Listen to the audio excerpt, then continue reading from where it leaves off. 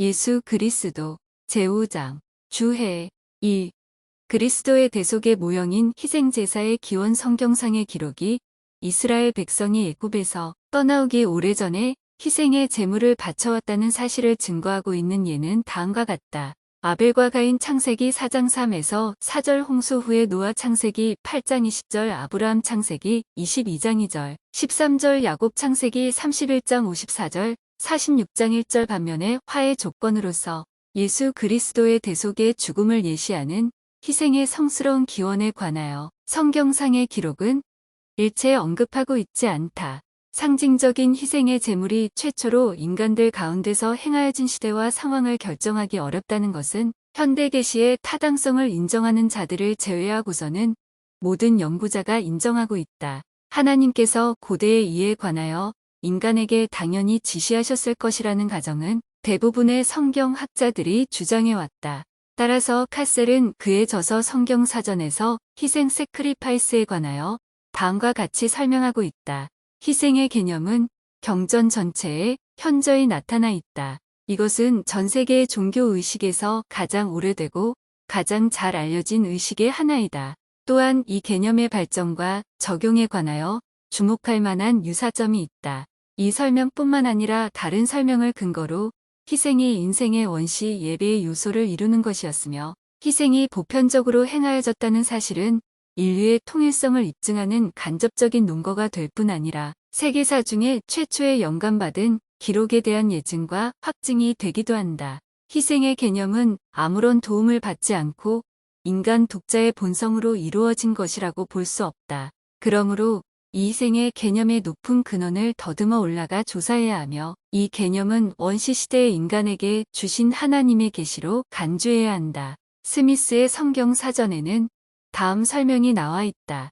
희생이 최초로 행하여진 초기부터 모세의 율법에 따른 의식에서 완전히 발전된 의식으로 행해진 시대에 이르기까지 희생의 유래를 더듬어 조사해 보다가 우리는 희생의 기원에 대하여 다시 말해서 희생이 하나님의 허가와 인도를 받은 인간의 타고난 본능에서 비롯된 것인지 아니면 어떤 특정한 원시 시대의 계시에 근거를 둔 것이었는지에 관하여 긴 논쟁을 벌여야 할 것이다. 그리스도의 속죄와 관련을 지어볼 때 희생은 하나님의 율법에 따라 규정된 것임은 의심할 여지가 전혀 없다. 하나님과 인간과의 관계에 관한 인간의 추론에 관계없이 때로는 이에 반대하여 희생이 보편적으로 널리 행해진 것은 희생이 원시시대에 행하여졌으며 인간의 본능의 그 뿌리를 깊게 받고 있는 것임을 설명해준다.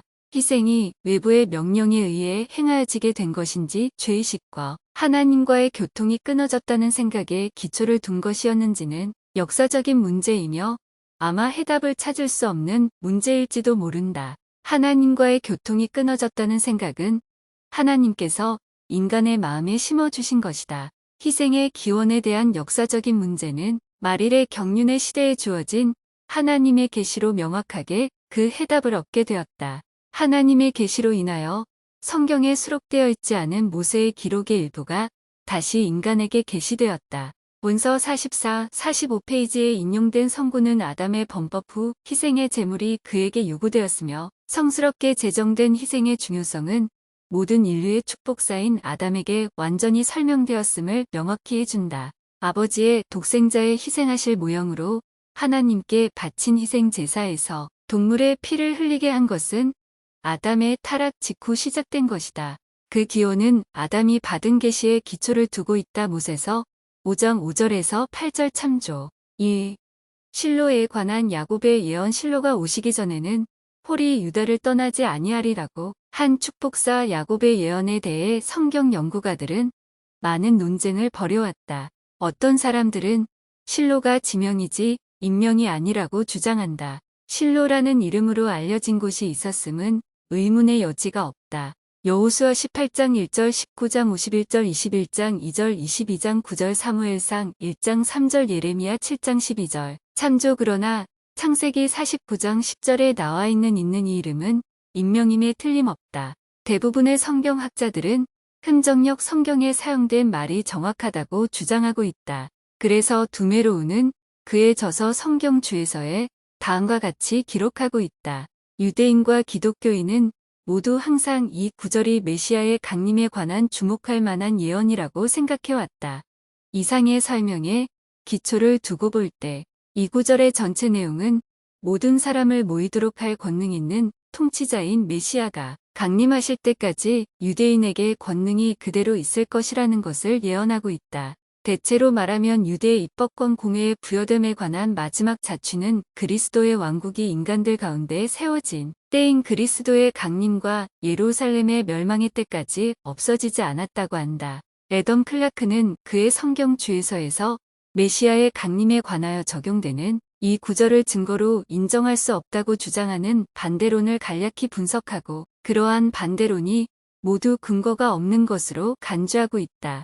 그는 이 구절의 의미에 대한 그의 결론을 이같이 말한다. 유대 족속은 메시아가 오실 때까지 특정한 지파로 계속 남게 될 것이다. 유대 족속은 그렇게 되었다. 그런데 메시아의 강림 후의 족속은 다른 민족과 뒤섞이게 되었으며 그러나 잃어버린 지파가 된 이후도 그들의 특성은 모두 그대로 남아있다. 스미스의 성경 사전에는 더글러스 교수의 말이 인용되어 있는데 그는 계기 일식이 일어났다고 해서 날이 끝나는 것은 아니다. 다시 말해서 예언의 성취는 다윗의 시대까지 시작되지 않았으며 누가복음 1장 32절과 33절에 기록되어 있는 바와 같이 그리스도를 통하여 완전히 성취되었으므로 유다의 홀에 관한 것이 계속해서 남아있었다고 주장한다. 어원에 근거를 둔 실로라는 말에 인정된 의미는 평화로운이다. 이 의미는 이사야 9장 6절에서 평강의 왕이라고 불리우는 그리스도의 속성에 적절하다. 주후 260년부터 339년까지 생존한 자로서 교회사에서는 가이사랴 감독으로 알려진 요세비우스는 이렇게 썼다. 유대 백성을 통치한 최초의 외국인이었던 헤롯 왕 시대의 모세가 기록한 예언이 성취되었다. 즉 왕이 유대의 기대를 저버리지 아니하며 유대의 자손에게서 나온 통치자가 유대의 기대를 저버리지 아니하기를 그가 오시기까지 미치리니 이는 모든 민족이 그를 기대함이라. 인용된 구절은 72역 성서 창세기 49장 10절에 나와 있음. 어떤 비평가들은 야곱이 실로라는 말을 사용했을 때 이름이나 고유명사로서 사용할 의도는 전혀 없었다고 주장해왔다. 카셀은 그의 저서성경 사전에서 실로에 관하여 다음과 같이 설명하고 있다. 실로를 메시아라고 해석하는 것은 옳다고 본다. 그러나 실로라는 말을 특정한 이름으로 보는 것에는 반대 의견도 있다. 그러한 견해에 대한 반대론에도 불구하고 우리는 그 말을 특정한 이름으로 간주하는 것이 타당하며 영어 성경에는 그 구절의 참된 의미를 잘 표현해주고 있다고 생각한다. 우리는 히브리인의 비평 없이는 잘 토론할 수 없는 것을 문제 삼으려 하는 자들에게 카일과 델리치가 쓴 모세우경에 관한 주에에 나와 있는 창세기 49장 10절에 관한 훌륭한 주석을 읽어보도록 권고하고 싶다. 본문이 다음과 같이 해석되어 있다. 홀이 유대를 떠나지 아니하며 통치자의 지팡이가 그 발 사이에서 떠나지 아니하시기를 실로가 오시기까지 미치리니 그에게 모든 백성이 기꺼이 순종하리라.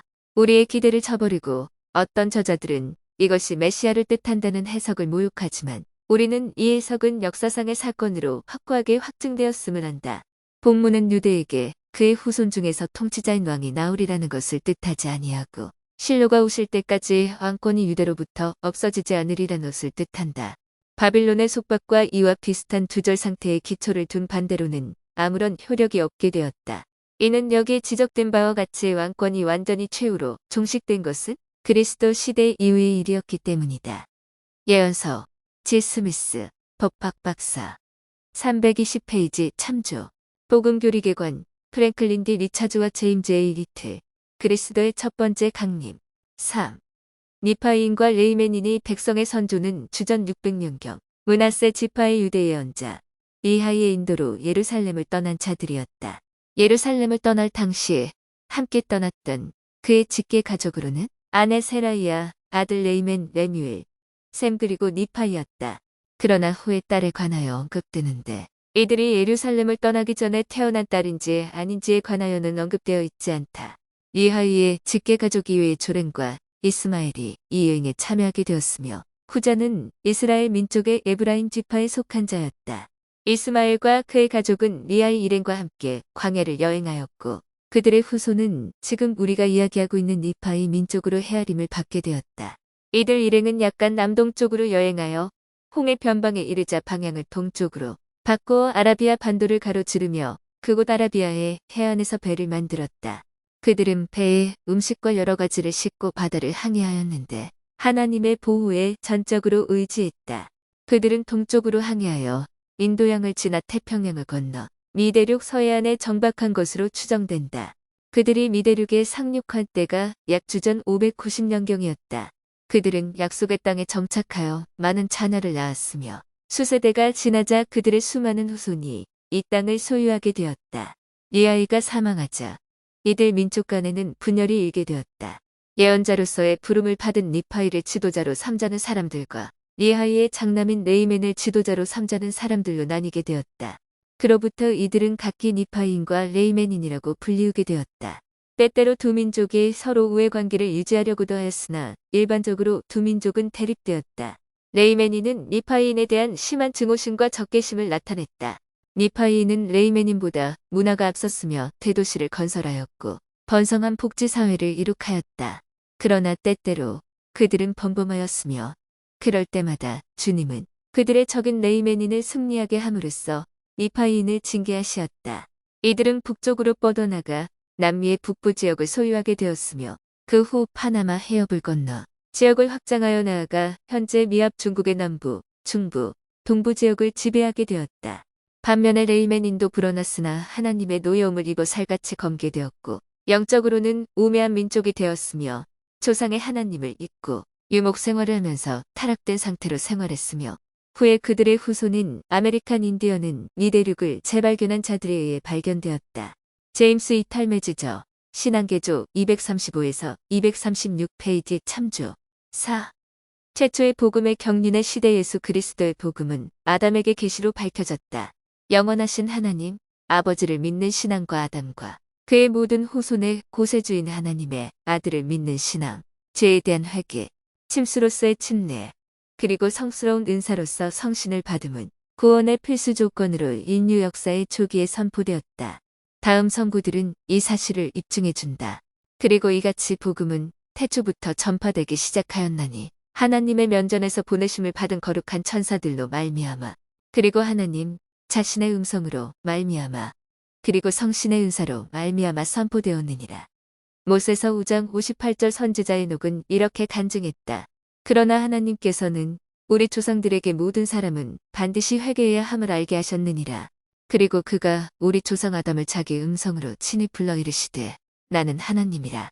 내가 세상을 만들었고 사람이 육으로 있기 전에 그들을 지었느니라 하시고 그가 또한 그에게 이르시되 만일 내가 내게로 돌이켜 내 음성을 듣고 믿으며 내 모든 범법을 회개하고 은혜와 진리가 충만한 나의 독생자의 이름 곧 이로써 구원이 사람의 자녀들에게 임하게 될 하나를 유일한 이름인 예수 그리스도의 이름으로 참으로 물로 침례를 받으면 너는 성신의 은사를 받게 되리니 그의 이름으로 모든 것을 구하라.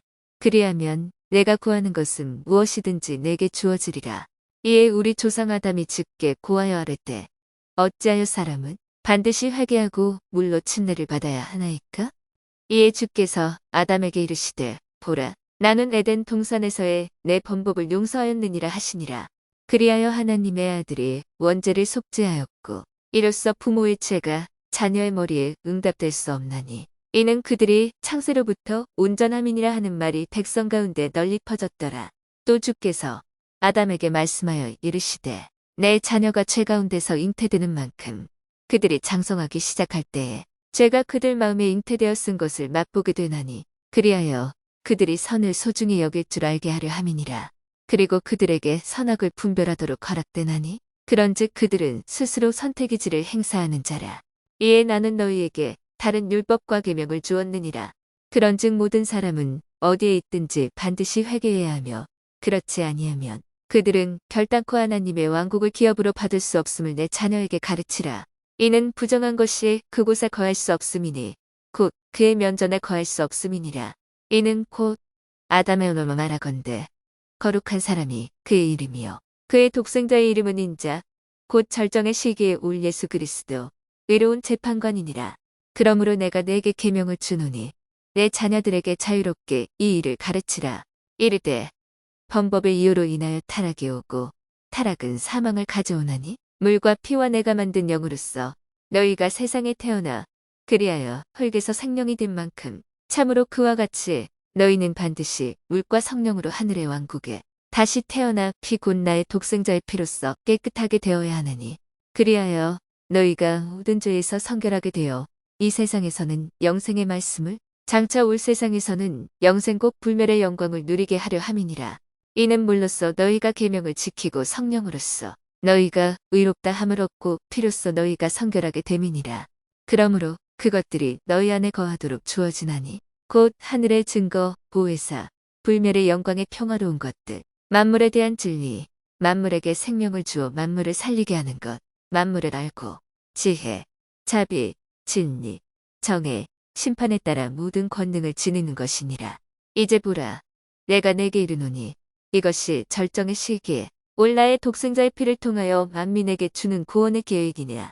못에서 6장 50에서 52절, 못에서 6장 53에서 61절 참조. 이제 보라, 내가 너희에게 이르노니 이는 절정의 시기에 올 나의 독생자의 피를 통하여 모든 인간에게 주는 구원의 계획이냐. 62절 주께서 우리의 조상 아담과 말씀을 하시고 나자 아담이 주께 부르짖었고 그는 주의 영에게 붙들리어 물속으로 이끌려 내려가 물속에 눕히었다가 물 밖으로 이끌려 나왔더라. 이같이 그가 침례를 받았고 하나님의 영이 그에게 내려왔으니 이같이 그는 영으로 태어났고 속 사람이 살아나게 되었더라. 그리고 그는 하늘에서 나는 한 소리를 들었으니 이르시기를 너는 불과 성신으로 침례를 받았느니라. 이것은 이제로부터 영원히 아버지와 아들의 증거니라. 64에서 66절. 그러나 보라, 내가 너희에게 이르노니 나 주 하나님은 아담과 그 씨에게 나의 독생자의 이름을 믿는 신앙을 통한 회개와 구속을 그들에게 선포하도록 나 주 하나님이 천사들을 보낼 때까지 그들이 현세적 사망으로 죽지 않게 하였느니라. 교리와 청약 29편 42절 참조.